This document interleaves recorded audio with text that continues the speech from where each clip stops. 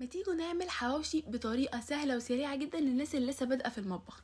بجد الطريقة دي وهمية، طعمها خطير وسهلة وسريعة جدا. اول حاجة هنحتاج لحمة مفرومة، وهنحتاج بصل مفروم، وكمان هنحتاج التوابل بتاعتنا وهي ملح وفلفل اسود وتوم باودر وكزبرة وبابريكا وكمون، وكمان هنحتاج بهارات 7، وعندنا طماطم وفلفل حراق وفصين 3 من التوم.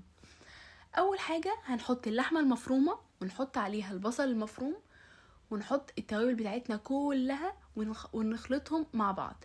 وفي الكبة هنحط الخضار بتاعنا اللي هو الطماطم والثوم والفلفل الحراق والفلفل الرومي، ونضربهم في الكبة كويس قوي قوي لحد ما يبقوا زي العصير كده، ما فيهمش حتة كبيرة. بعد ما يضربوا كويس جدا بالشكل اللي انتوا شايفينه ده، هنبدأ ننزلهم على اللي احنا عملناه اللي هي اللحمة مع البصل والتوابل. ونبدأ بقى هنحط معلقة كبيرة من الطحينة، ودي بجد بتدي طعم حكاية.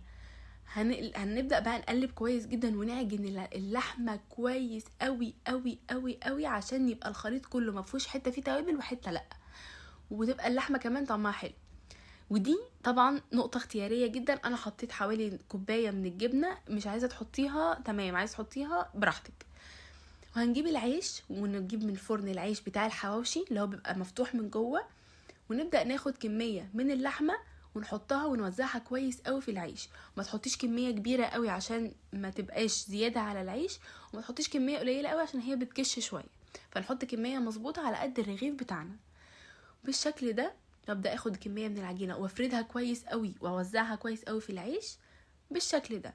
وخلصنا الكمية كلها، هنجيب بقى في طاسة على النار، هنحط معلقة صغيرة جدا من الزيت ونحط الحواوشي، واول ما الزيت يسخن على طول ننزل رغيف الحواوشي ونحط عليه برضو معلقة صغيرة جدا من الزيت. عايز تحطي سمنة براحتك بس يفضل الزيت. حلو كده. وهنبدأ بقى نغطيها ونسيبها على نار هادية شوية عشان اللحمة اللي جوه تبدأ تستوي، وكمان عشان ما ياخدش العيش من بره لون قوي اللي هو يتحرق، ومن جوه لسه ما استويش. وده شكله بعد ما استوى. حكاية بجد.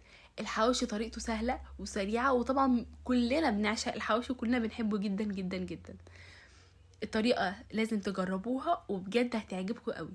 شايفين العيش كان شكله عامل ازاي، والحواوشي كان مقرمش من بره، واللحمة كانت مستوية جدا جدا جدا من جوه.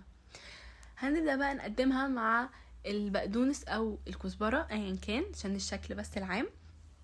هناخد بقى واحدة من الحواوشي نقسمها نصين. بصوا بجد يعني هتشوفوا اللحمة من جوه كانت قد ايه مستوية وقد ايه طعمها كان بجد فظيع. بصوا مستوية جدا جدا، واهم حاجة توطوا النار على الحواوشي عشان يستوي براحته وما يتحرقش على الفاضي. بجد طريقة سهلة قوي قوي، لازم تجربوها لازم تجربوها وتقولوا رأيكم فيها. بصوا خطير خطير خطير خطير، جربوها وقولوا رأيكم. باي باي.